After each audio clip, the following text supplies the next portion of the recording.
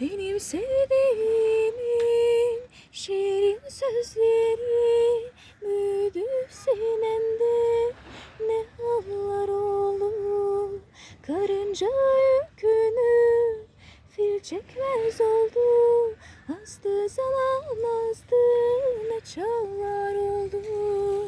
Ya Hızır ya Hızır ne çağlar oldu. Ya Hızır ya Hızır ya Hızır ne çağlar oldu. Talip gelmez oldu bir nefesine, elin alıp gitmez oldu yazına. Dağlar sindi tepeler gölgesine, büyüdü tepeler, ne dağlar oldu. Ya Hızır ya Hızır ne dağlar oldu. Ya Hızır ya Hızır ya Hızır ne dağlar oldu. Nesimi üzüldü, Mansur asıldı, Ali düldüle bindi, küffar basıldı.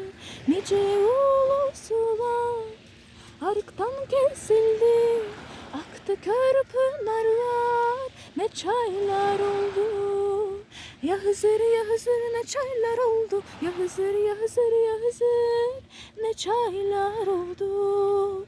Gönül tırnağım uçtu, gitti gölünden.